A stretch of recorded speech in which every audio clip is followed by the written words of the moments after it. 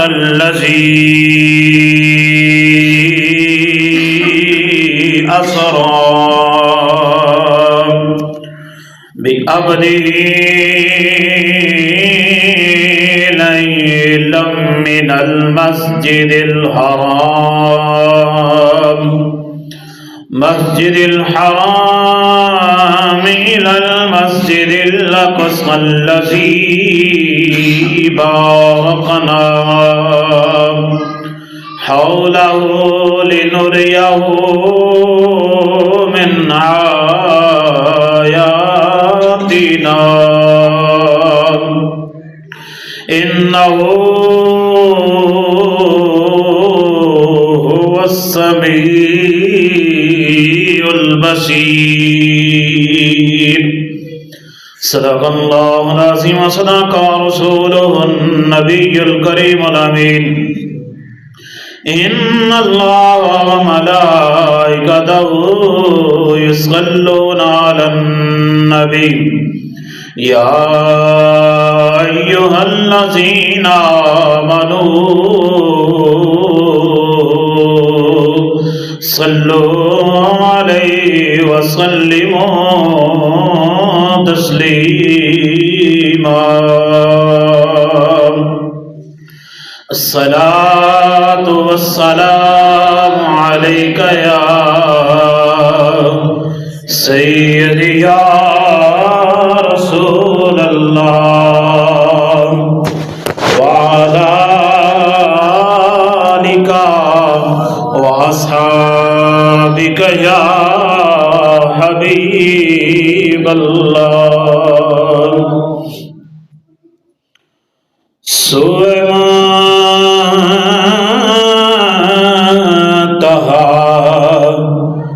وہ چلے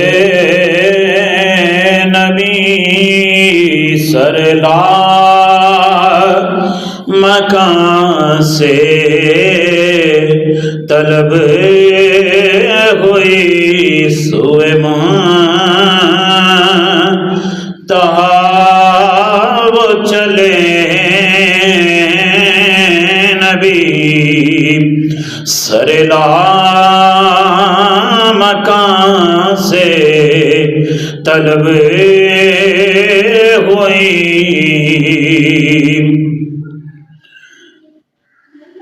وہ نبی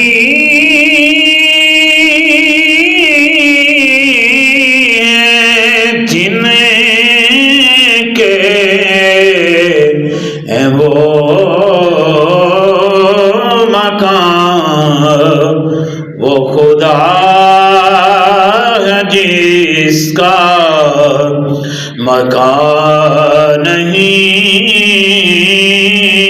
یہ وہ نبی ہیں جن کے ہیں وہ مکان وہ خدا ہے جس کا مکان نہیں۔ ارشاد فرمایا سبحان الذی اسرا۔ اب ایک لفظ ہوتا ہے اسرا اور ایک ہوتا ہے سیر، تو فرمایا کہ ہم نے اپنے محبوب کو سیر کروائی ہے، لیکن اس سے پہلے ایک لفظ بھی بولا سبحان الذی اسرا، کہ پاک ہے وہ ذات جس نے سیر کرائی کس کو؟ اسرا بعبدہ، اپنے بندہ خاص کو۔ اب اس میں ہی ضمیر بھی ساتھ ہے، عبدہ فرمایا اپنے بندہ خاص کو، لیلن اس پر بھی لام پر تقلیل آ رہی ہے، تو فرمایا رات کے حصے میں۔ اب حصہ کتنا ہے اس پر بھی کلام کرتے ہیں۔ من المسجد الحرام، مسجد حرام سے، الی المسجد الاقصی الذی، مسجد اقصی تک۔ اب یہ حضور کا اسرا ہے، سفر معراج ہے۔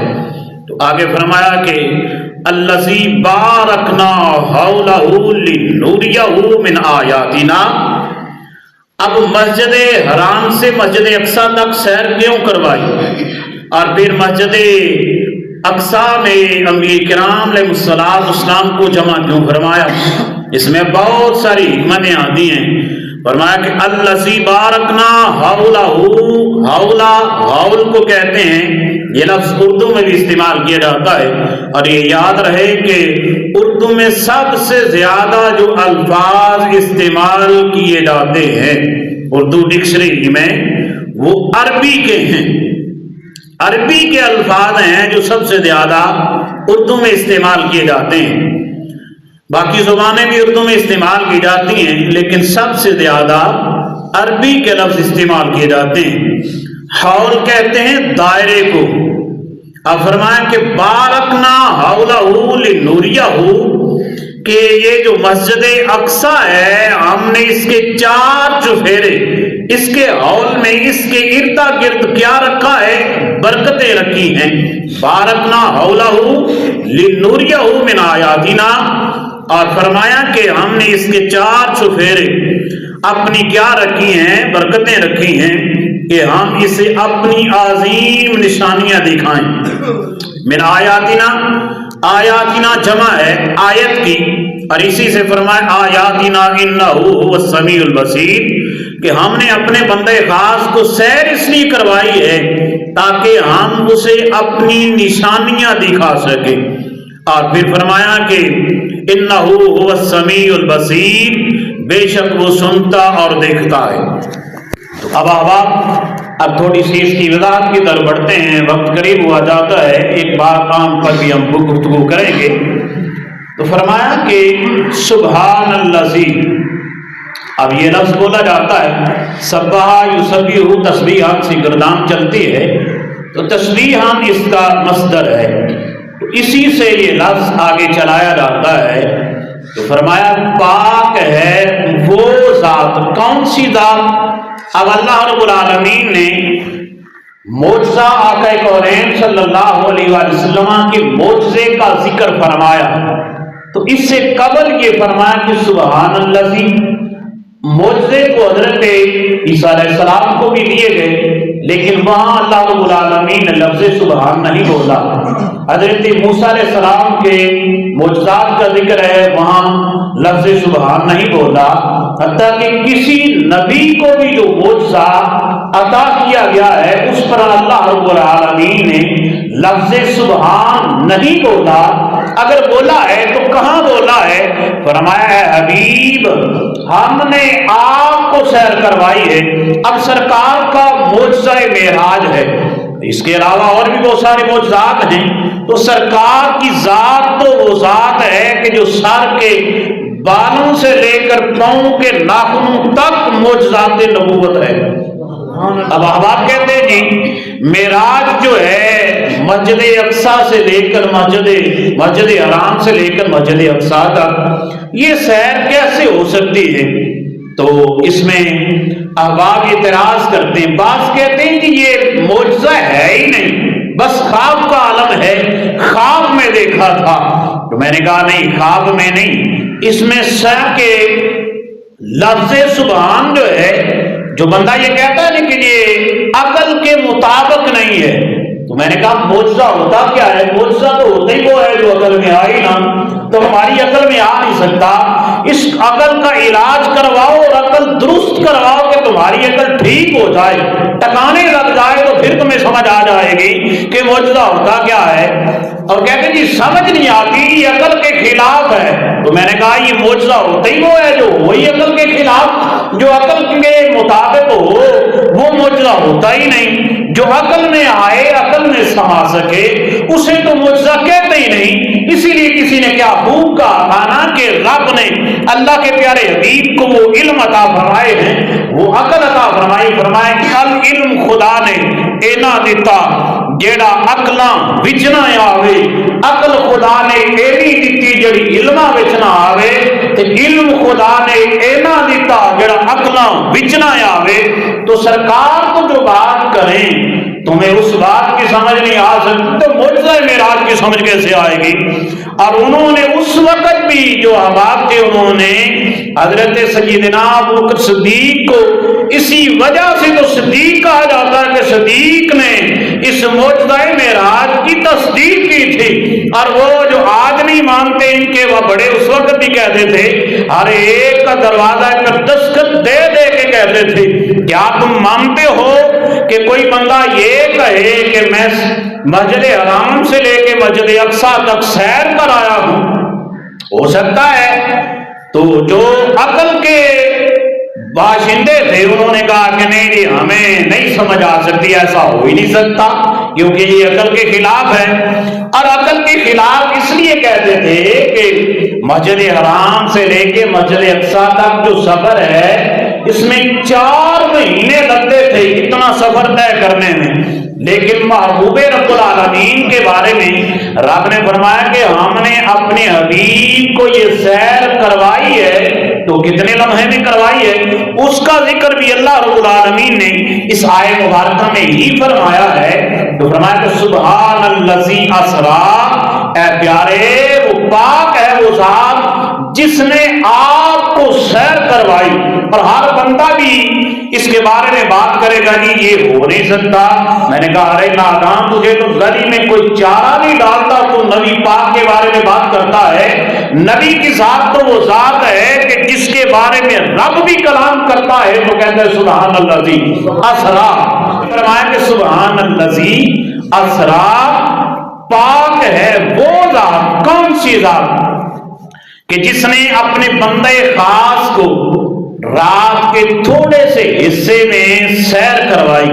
اب فرمایا کہ الذی اسریٰ بعبدہ، اب لفظ عبد جو ہے اللہ رب العالمین نے اپنے پیارے حبیب کے بارے میں فرمایا کہ حبیب بتائیے تو صحیح آپ کو کس لفظ سے یاد فرماؤں؟ تو آقا کونین صلی اللہ علیہ وآلہ وسلم نے یہ بارگاہ ربوبیت میں عرض کی، شرف حاصل ہے کہ آپ مجھے لفظ عبد سے یاد فرمائیں کہ رب کی بارگاہ میں نیاز مندی اتنی کہ دکھائی کہ فرمایا کہ مجھے اپنے بندہ خاص کا جو لفظ استعمال فرماتے ہیں، فرمایا کہ عبدی ہی لفظ عبد سے مجھے یاد فرمائیے۔ تو اس لیے رب نے فرمایا کہ عبدی ہی، آگے ہی ضمیر جو ہے یہ سرکار کی طرف لوٹ رہی ہے، کسی اور کی طرف بھی نہیں لوٹ رہی۔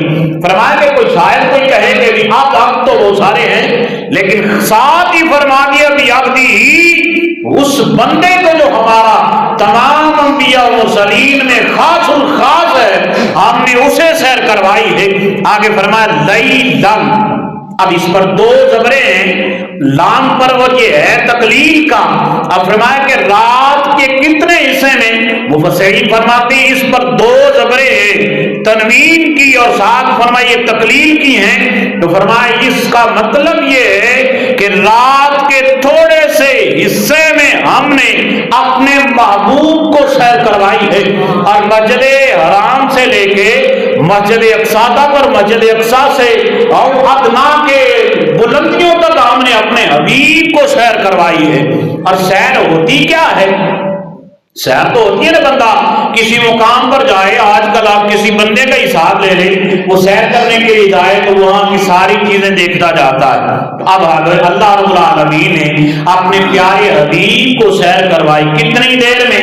فرمایا کہ حبیب رب العالمین جب سیر پر گئے تو فرمایا جب گئے تھے تو بستر گرم تھا، جب واپس آئے تو بستر اسی طرح گرم تھا، اور جو کنڈی تھی دروازے کی وہ ابھی ہل رہی تھی، کیونکہ دروازہ کھولا تھا تو ہل رہی تھی، دوبارہ آئے تو کنڈی اسی طرح حرکت کر رہی تھی۔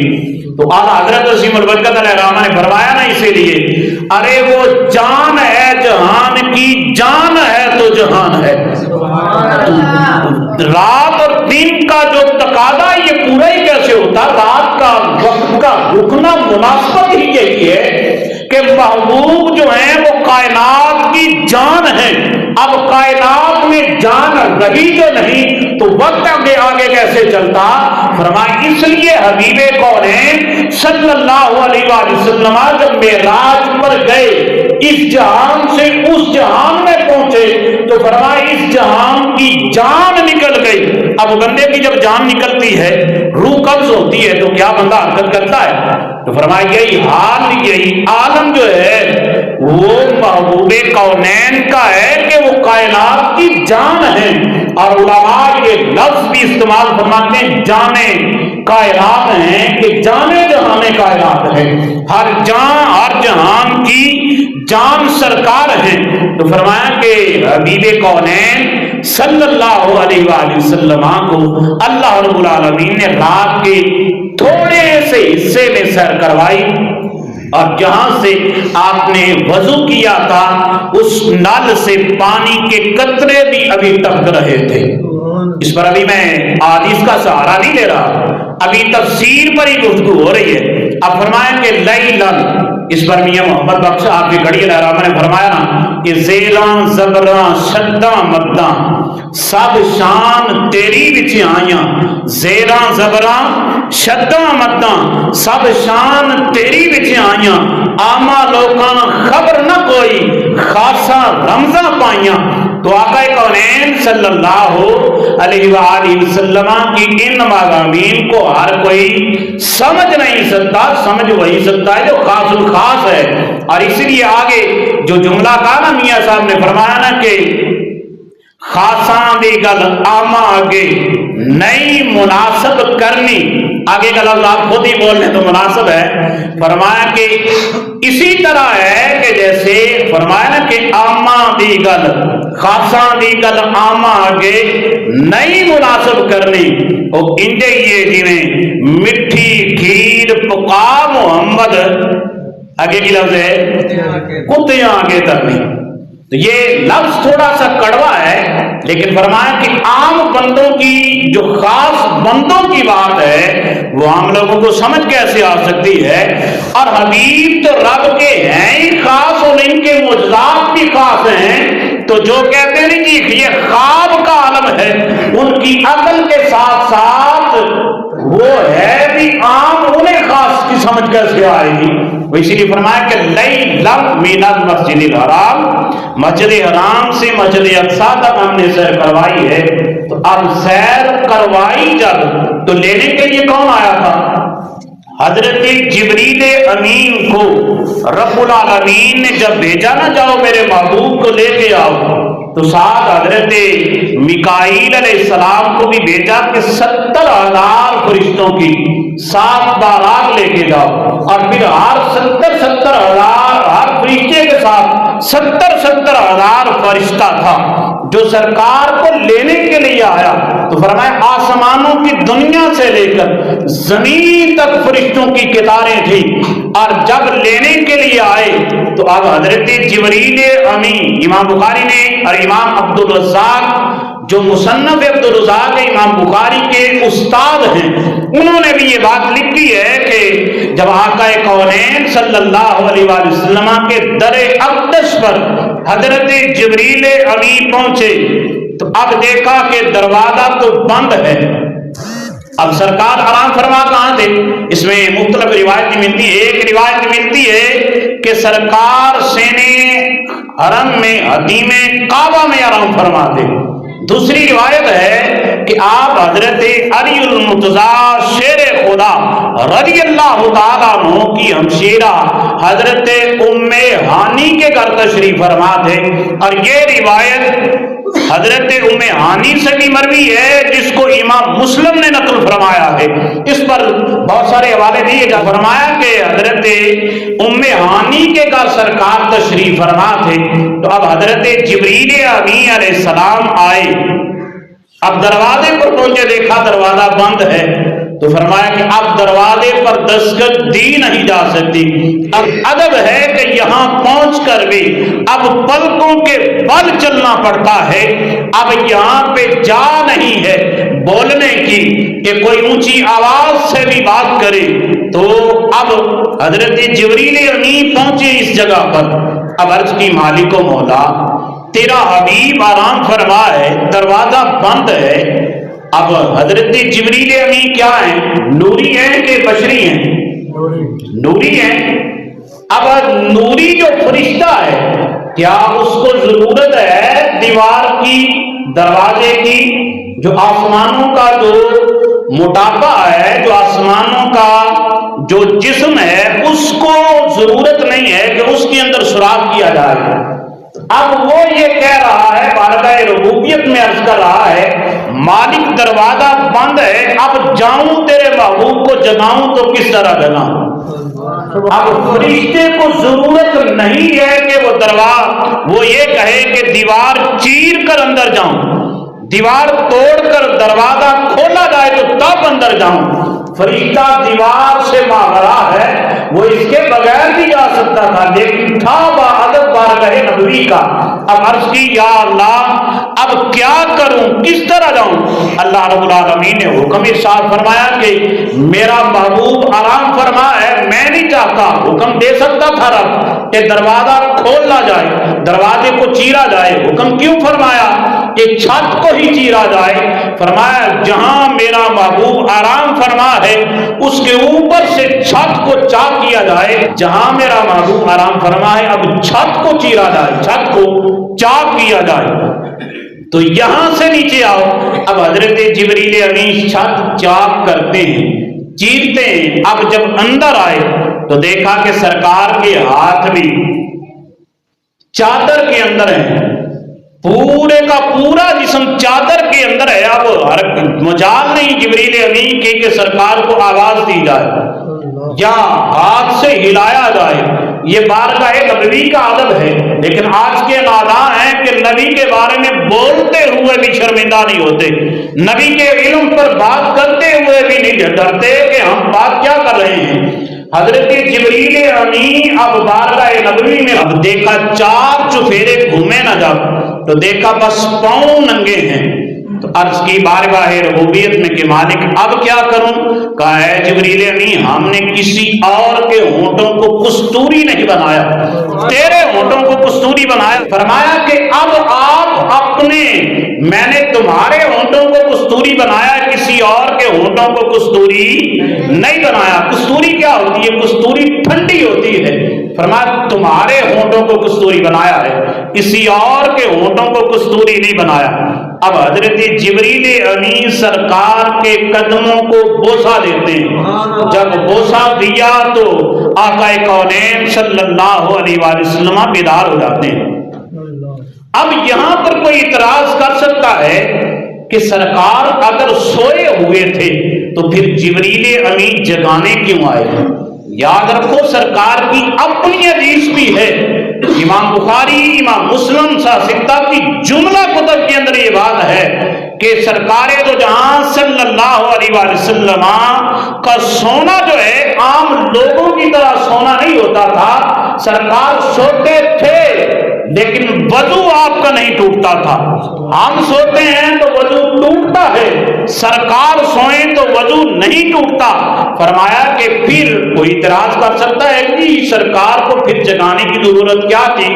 تو فرمایا کہ سرکار کا اپنا فرمان ہے کہ میری ظاہری آنکھیں تو سوتی ہیں، دل جاگ رہا ہوتا ہے، دل کی آنکھیں بھی جاگ رہی ہوتی ہیں، اس لیے وضو نہیں ٹوٹتا.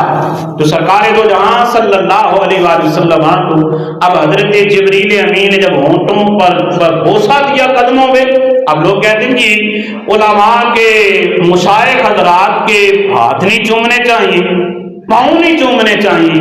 جبریل امین پہ فتوا لگاؤ کہ تم نے سرکار کے قدم کیوں چومے تھے؟